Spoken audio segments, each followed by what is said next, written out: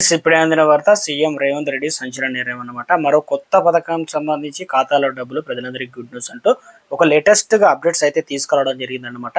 So ఆ వివరాలు ఏంటని కూడా వీడియోలో తెలుసుకుందాం. వీడియోని చివరి చూడండి, అర్థమవుతుంది. మొదటిసారి ఛానల్ వస్తే తప్పకుండా సబ్స్క్రైబ్ చేసుకొని చూస్తున్నారు, లైక్ చేయడం మర్చిపోతున్నారు అనమాట. వెంటనే లైక్ చేయండి. వీళ్ళకి అయితే వెళ్ళిపోదామండి.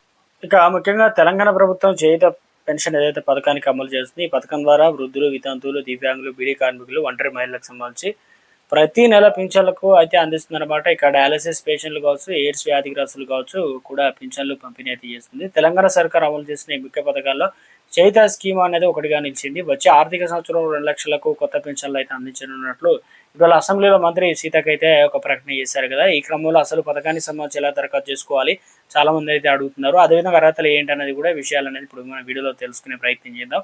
అర్హతలు ఏంటంటే వృద్ధాప్య పింఛన్కు 57 సంవత్సరాల వయసు ఏళ్ళు లేదా ఎక్కువ అయితే ఉండాలన్నమాట. ఇతర పింఛన్ల పథకాల ద్వారా కూడా లబ్ధి ఉండకూడదు.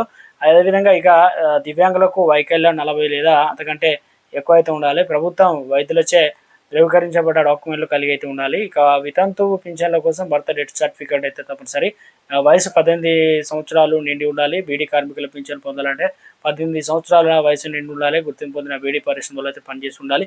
అదేవిధంగా ఎయిడ్స్ వ్యాధిగ్రస్తుల పింఛన్ పొందాలంటే వయోపరిమితి అయితే ఏం లేదు. ఇక డయాలసిస్ పేషెంట్లకు కూడా వయోపరిమితి అనేది ఏముండదు. ఇక బోధనేతర సిబ్బంది పింఛన్లు పొందాలనుకుంటే ప్రభుత్వం ఏడేడు విద్యా సంస్థల్లో తక్కువ వేతనం పొందుతున్న వారు కూడా ఇందులో అర్హులవుతారు. ఇక్కడ వయసు వచ్చేసి 10 నుంచి 60 సంవత్సరాల మధ్య అయితే ఉండాలి. మనకు అప్లికేషన్ చేసుకోవాలి, డాక్యుమెంట్ అవసరం పడతాయి కదా. అలాంటి ఏంటంటే Aadhaar, mobile number, residential certificate, passport size ఫోటోలు, రేషన్ కార్డు, ఇన్కమ్ సర్టిఫికేట్లు, ఓటర్ ఐడి అయితే ఇవ్వాలి. ఎలా దరఖాస్తు చేసుకోవాలని చాలా మంది వెయిట్ చేస్తున్నారు.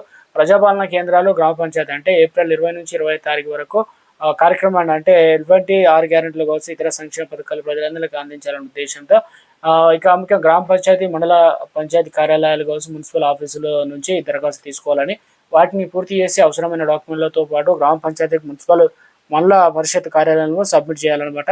అధికారులు పరిశీలించి అర్హుల జాబితాలో చేరుస్తారనమాట. పింఛన్లు ఎంత అంటే ప్రతి ఒక్కరికి నెలకు 4,000 రూపాయలు అందిస్తారు. మీ గ్రామానికి అధికారులు వచ్చిన వీటిని అందిస్తారనమాట. మీరు స్థానికంగా అందుబాటులో లేకపోతే 3 నెలల పింఛన్లు కూడా ఒకసారి చేసుకోవచ్చు. త్వరలో కొత్త పింఛన్లకు సంబంధించి చూసుకున్నట్లయితే రేవంత్ సర్కారు అధికారంలోకి వచ్చాక కొత్తగా 4 లక్షల పింఛన్లకు సంబంధించి అందిస్తుంది. 2026-27 ఆర్థిక సంవత్సరంలో కొత్తగా 2 లక్షల మందికి పింఛన్లు అందించాలని కాంగ్రెస్ ప్రభుత్వం నిర్ణయించిందనమాట. ఇందుకు సంబంధించి ఇటీవల బడ్జెట్లో నిధులు కూడా కేటాయించడం అయితే జరిగిందనమాట.